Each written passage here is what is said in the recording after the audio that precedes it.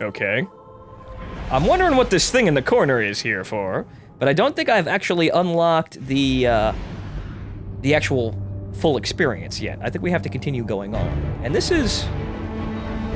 You see, even that spaceship loading screen looks better at a higher FPS rate with more visual fidelity in it.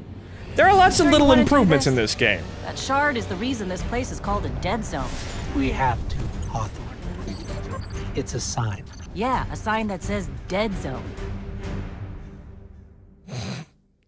Just trust the damn ghost and the Traveler, even though the Traveler kind of, well, got us into this situation, but I'm hoping that it's a nice, well, I'd say person, but it's a giant floating orb thing. And at least we can maybe trust it as far as it wants us to free it from the Cabal's, like, bondage thing. Charming enough. I mean, nothing says come visit, like a dark haunted forest. But non-Guardians aren't supposed to leave the city. Here's the thing about city rules. They stop applying once you leave the city. There's a small gap in the wall. Hard to see, but it's there. Nobody goes farther than that. At least nobody who wants to come back. Okay. So, apparently we are entering... Well, it looks like, well, obviously the signs are in German. So, I'm not exactly sure what's going on here, but it seems like they were building something. I'm not sure what they were building, but they were building something. It looks like it's probably not the Cosmodrome. Rather, it's probably not something on par with the Cosmodrome, but it looks like a fortification of some kind. Or maybe not. But there's a very big wall here, and I'm not exactly sure what the purpose of it is. Okay, so we got ourselves a highway. So let's go see what we can find here in this dead, desolate, spooky forest. But no matter, we're already a zombie, so... Well... It's just kind of on par, really. It's like taking a walk down the street! Ow! Damn it, I keep forgetting I don't have double jump. Ah. Jesus, now I know how Chilled felt in our first raid. Ah. Most inconvenient thing about losing the light. Can no longer double jump. Can I vault? Yes, I can. At least I can vault. At least I still have that.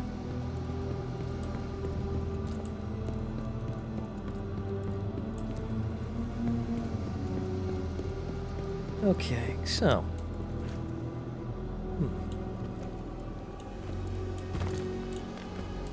Gonna keep walking down here, I suppose? Boy, it's getting dark, and there's my flashlight. Hawthorne, can you hear us? Signal's dead. Well, let's hope we don't join it. Now, you see, this is, like I'm saying, this is actually a very, like, this is a single-player portion of the game, obviously, but this is a very, very obvious single-player experience out of Destiny, which you didn't really have in Destiny 1. Like, this feels like, this is what feels like, I think, if Destiny was actually a single-player game, this is what it'd feel like. And I'm okay with that. It could have been, it maybe would be expanded upon a little bit better if it was actually intending to be a full-blown single-player game. But this is a very, very, very nice single-player experience. It's almost reminding me, well, a little bit of Half-Life with this now, with these, you know, stalagmite surroundings. A little bit, you know, you seen that a little bit of the Antlion Caves from episode 2? A little bit. But this definitely feels like, I said Call of Duty before, but that was kind of a sort of a bad example, but it feels like that, it's got that AAA shooter appeal, or rather shooter feeling to it, which is obvious because it's a AAA shooter, but, it's a good feeling, is what I'm trying to say. I'm actually really reminded, now that I mention it, of the Outland sections of, well, Half-Life 2, OW, and Episode 2. I like this. We're under attack. Fallen? Yep, fallen. Back up. Ow! Those hurt because I'm not immortal.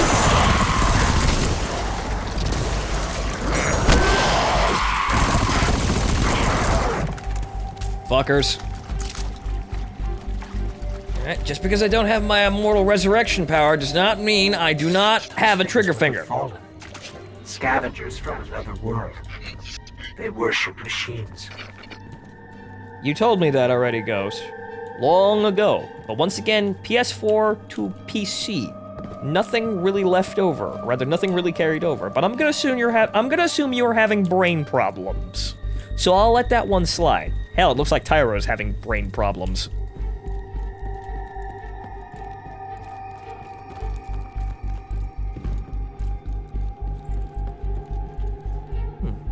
See, it is a mine.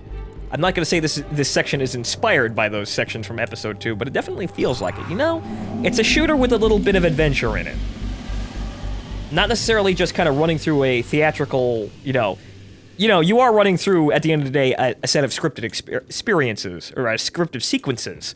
Half-Life 2 even has that. But with Call of Duty, it's very focused. It's a very, very movie experience. It's very, very, but, movie in just one action scene after another. Very fast, very, very, very, very compacted, very directed, very focused in a lot of cases. Whether or not that's good, well, that kind of varies from game to game. But within a game like Half-Life, there's a little time to explore, a little breathing room. I think Destiny 2 has that, at least in this section. It looks like we have a chest. What's in the chest, though? Pariah? It looks like Comrade Kvostov, but I don't think it's Comrade Kvostov. Traveler's Chosen. Right, that's our pistol, huh? Pariah. Hawthorne forged this weapon out of scraps and salvaged during her years alone in the wild. And then she left it, in a chest in the middle of nowhere. That, it's got a much larger magazine, but that's definitely got the same kind of... Well, actually, no. I think it's more, this is more... How we should say... Even more Slavic than the Kvostov. This is much more SVD and AK-47 than sort of pseudo M16 that the Kvostov has. So this is a much more Slavic rifle. See, look at the weapon details. Look while we're looking around here. Nothing necessarily big or new, I suppose. But... Right. So this is, yeah, look at that. Look at that upper receiver. That entire shape. That is screaming AK-47 at me. And it seems they have the same kind of, suppose dovetail mounting, if I remember that correctly. That's sort of the offhand mentioning, or rather offhand term for the mounting system for AKs. And just Slavic weapons in general. So yes, this is screaming at me, I'm an AK-47, recognize me, Tavares. And I'm noticing. Shard of the Traveler. This is it. Right out of our vision. I don't remember seeing that, but I remember seeing a lot of things. It looks like it's got a weird crustacean thing on it. Is that healthy, Ghost? But then again, we're zombies, so I guess we don't matter. I guess health doesn't really matter, as long as it doesn't immediately kill us. Our lifespan was indeterminate already. Okay, so we're gonna drop down here.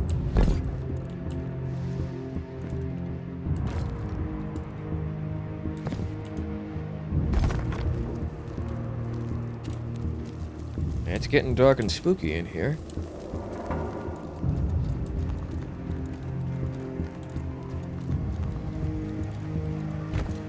But just as a note, this feels very nice, and I can see an overall improvement over Destiny 1 very clearly in this game. So all these people I see rambling on about how Destiny 2 isn't worth it, honestly, from what I'm seeing right now, and what Gom's actually told me, because Gom actually, like, he showed me from Destiny 1, and he showed me all the improvement.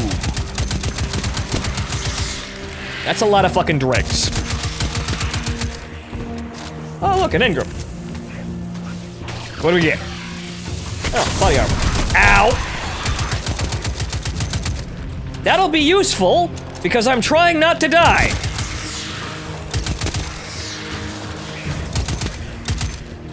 Okay then. Oh, another engram. Well, at least that impulse is still working, don't you think? But from the... things... There's more of them. The things Gom told me about how Destiny improved over its lifespan actually did, made me adjust my expectations for this game. and Destiny overall. And I can say, I can say pretty clearly from this point currently, all the people that are hating on Destiny 2, what the hell are you fucking smoking? This is an improvement. But then again, I gotta see the end game currently, and even then, I know that this game is trying to be a pseudo MMO. So that means there's a bit of, well, actually a lot of wait time in between when it starts, and then as it gets rolling, it gets better. Which is, seems like something a lot of people are missing.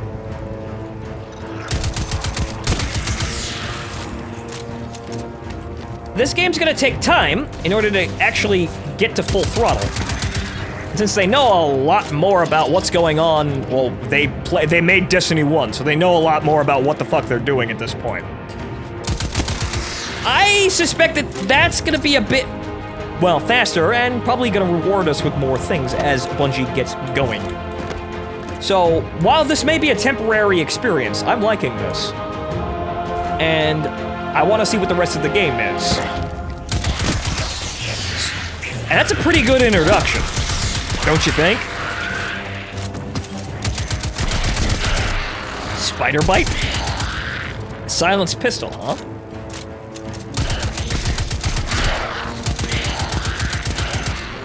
You know, maybe it's a place of death because no one's actually keeping the fallen population in check over here. Maybe that's why it's shit. Those rocks are floating, though. Huh. That might be a thing. But hang on here. Let me check my inventory. Let's see here. This gives me 20 attack. And as for the armor, yeah, increasements in armor. But damn it, I lose my asymmetrical pauldrons. Now the ladies aren't gonna think I'm cool. Right? That's that, and now I think we're at full power here. Good. I'm feeling very, very traditional RPG here. Don't you think? Just by this look. Like, I feel like, aside from the space AK-47 in my hands, I feel like I am actually, well, kinda with the armor set, just by looking at this here. This feels very, very like Baldur's Gate, or that kind of RPG. Ow. Hey, I'm trying to make a comment about my aesthetics! And I just realized I don't have grenades. Another thing I don't have! Oh, and a helmet. Good, I was just wanting a helmet. Excuse me. Wow. That's actually really small looking. Like, what's the adjustment in size here? Yeah, that's a lot more compact. It looks like I'm going back to basics here in a really big way. But as I'm saying here, this makes me, this entire little section, even though it's not that long so far, I'm not expecting this to go on very much further. I'm expecting us to go up there, get the Shard of the Traveler, yay, we can resurrect again, and then we're off into Destiny proper. But as for this makes me think, wow, Destiny as a single-player campaign would have been, a single-player focused game would have been a trip, wouldn't it?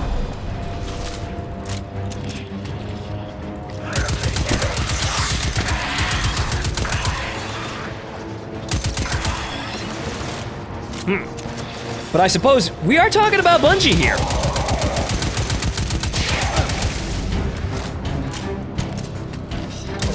So it's not like they don't know what the fuck they're doing, especially for a single-player experience.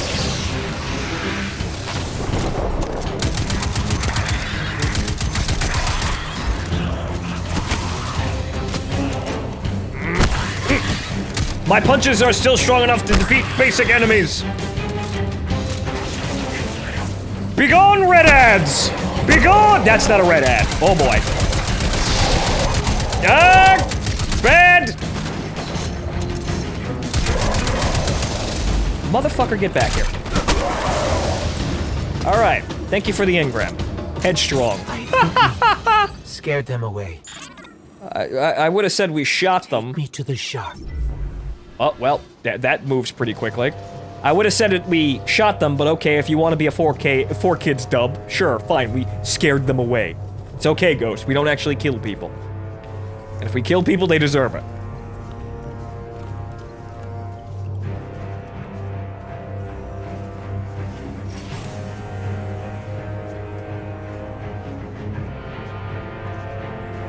Examine the hole in the This is wall. why we were led here. I haven't been as close to the traveler's light since... You were born? Do you feel it? No, but Hold on to your helmet. you certainly feel very enthusiastic about it. Whoa! Okay. Is this where I get my dance emote? Is this where it becomes the dance party, like that Japanese commercial? The light is back. We're back. Uh-huh. Well, good to be back at full capacity. I can double jump again. Guardian. Yay, I can double jump! I'm better! Now, do I get to shoot my way out? Well, there's a Sentinel subclass, but yes, I do get to shoot my way out. Good, good. I want more of this single-player experience. What's this? Use the light. What's this? Oh, yeah, you see, now I get to beat the shit out of everybody. Yeah, wow, okay. Right, Sentinel, right. Yeah, now I'm fucking Captain America. Alright. This was fucking ridiculous even when Gom explained it to me.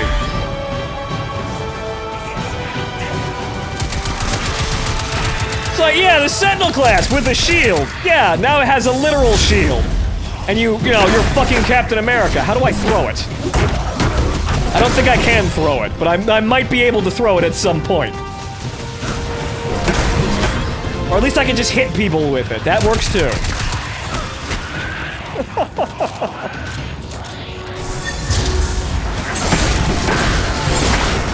Fucker. Bomb.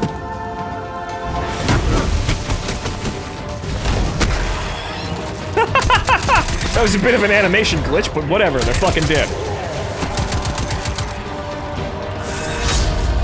Oh, hello. Hello!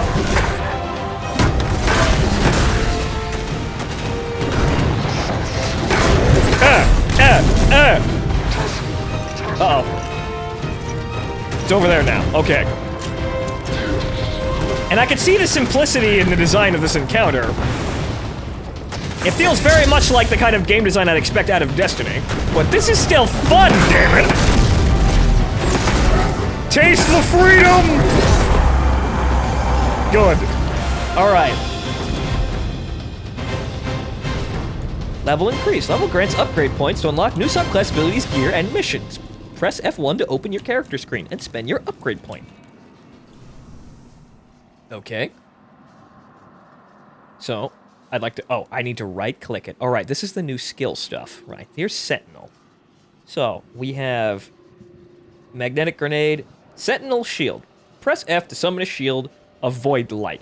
Oh, it's a shield made out of fucking dark matter. Okay. Oh, I have to press Q to throw the shield. Now I know. Okay. So what else do we have for upgrades here? What's this? Towering Barricade. Create a large barrier that can be used to reinforce a position with cover for from enemy fire. Binds 2V. Okay, well there's that. So now I can actually put the wall down. It looks like I've been booted to the loading screen too. Okay, so what now?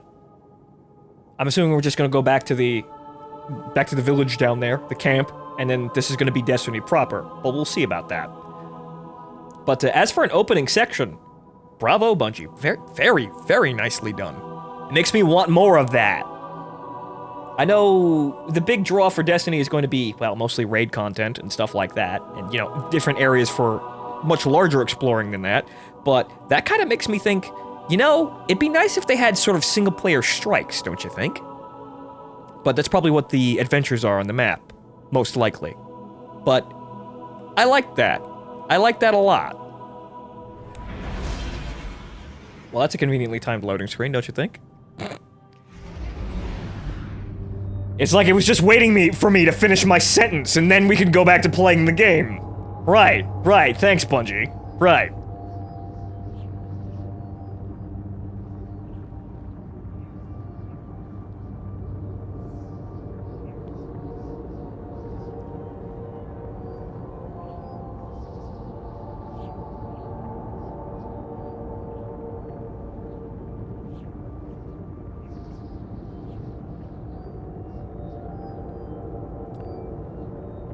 Still got that really long loading screen feeling right now, apparently. This is PC now, and this game's on an SSD. Get it together, Bungie! Come on now! I was just complimenting your game. Load faster!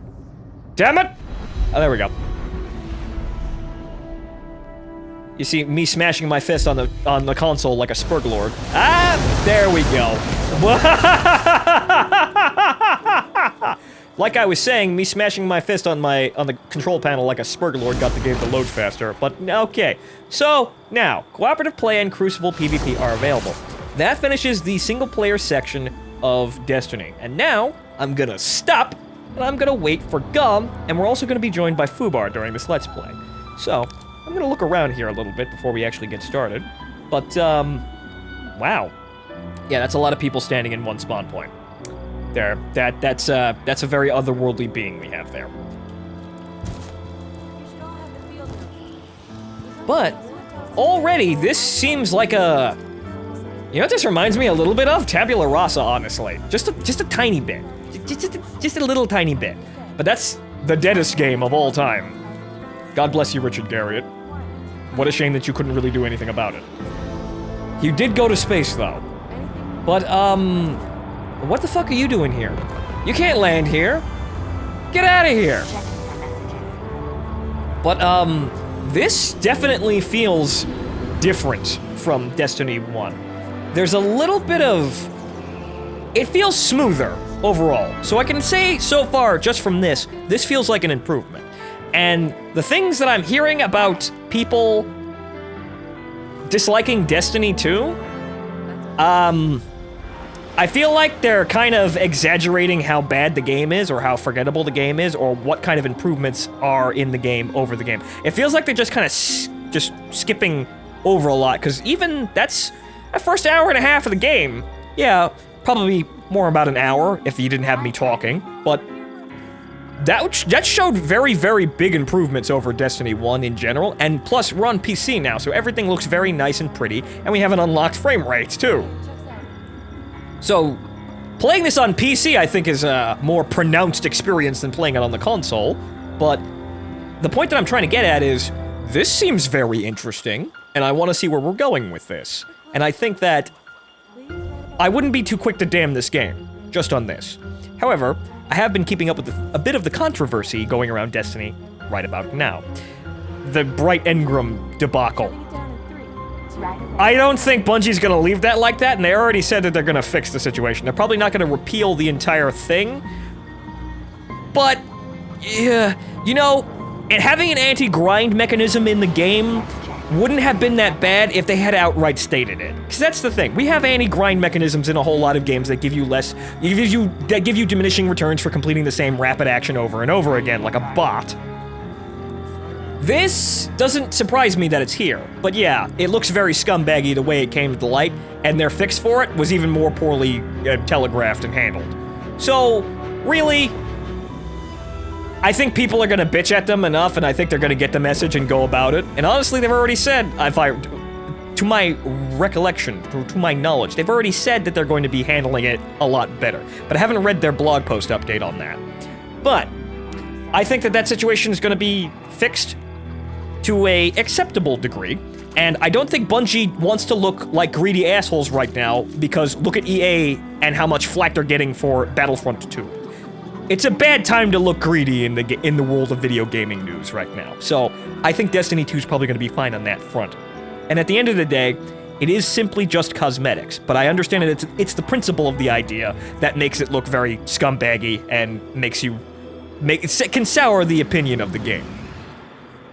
Other than that, we seem to have a bit of a long adventure ahead of us in terms of Destiny, if we go by just the game that we're about to play, and then the expansion content coming down the line. I'm excited. I want to play more of this game, but unfortunately, I can't play more of this game right about now. I have to wait for my co-stars, my associates. So I'm gonna cut it here, but all in all, very good start to Destiny 2. Very, very good start.